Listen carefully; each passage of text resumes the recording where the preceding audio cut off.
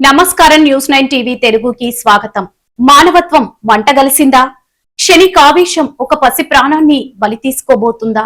అవుననే అంటున్నాయి విజయనగరం జిల్లా బొబ్బిలిలో చోటు చేసుకుంటున్న భయంకర దృశ్యాలు.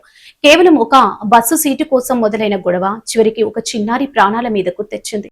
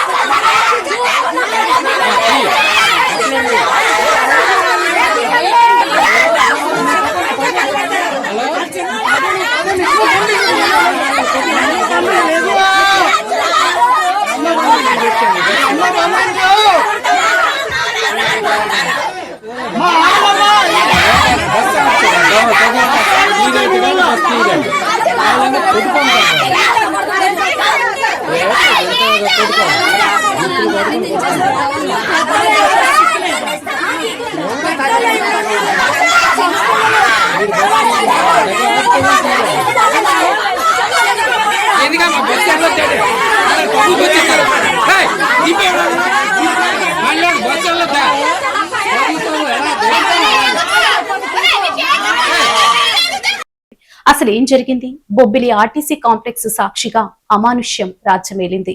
ప్రయాణికులతో కిటకిటలాడుతున్న బస్సులో సీటు దక్కించుకోవాలనే తపన ఇద్దరు మహిళల మధ్య చిచ్చు పెట్టింది. మాటా పెరిగింది, సహనం నశించింది. సభ్య సమాజం తలదించుకునేలా ఆ ఇద్దరు మహిళలు వీధి రౌడీల్లా ప్రవర్తించారు. బస్సు లోపల అని కూడా చూడకుండా పరస్పరం దాడులకు దిగారు. కళ్ల ముందే జరుగుతున్న ఈ ఘోరాన్ని ఆపాల్సిన తోటి ప్రయాణికులు నివ్వెరపోయి చూస్తుండగానే అక్కడ పెను విషాదం చోటు చేసుకుంది. ఈ గొడవలో సంబంధం లేని ఒక 14 ఏళ్ల చిన్నారి బలైపోయింది. బెజ్జుపల్లి భార్గవి అనే బాలికపై మహిళలు అవమానీయంగా దాడి చేశారు. ఆ దెబ్బల దాటికి చిన్నారి అక్కడికక్కడే కుప్పకూలింది. రక్తపు మడుగులో ఉన్న తన బిడ్డను చూసి ఆ తల్లిదండ్రులు గుండెలు పగిలేలా విలపిస్తున్నారు.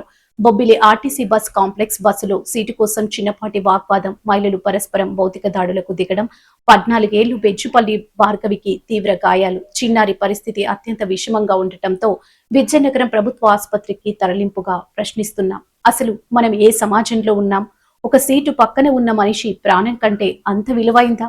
ఆ మహిళల ఆవేశం ఎంతవరకు వెళ్ళిందంటే ఒక చిన్నారి ప్రాణాపాయ స్థితిలోకి వెళ్లిన వారిలో పశ్చాత్తాపం కనిపించలేదు. ఈ దారుణ ఘటనపై బొబ్బిలి పోలీసులు రంగంలోకి దిగారు. కేసు నమోదు చేసి దర్యాప్తు చేస్తున్నారు.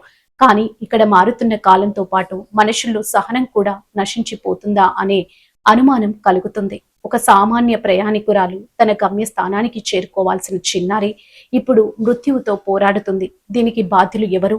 ఆవేశంతో ఊగిపోయిన ఆ మహిళలదా, లేక మౌనంగా చూస్తూ ఉండిపోయిన సమాజానిదా? ప్రస్తుతం భార్గవి విజయనగరం ఆసుపత్రిలో చికిత్స పొందుతుంది.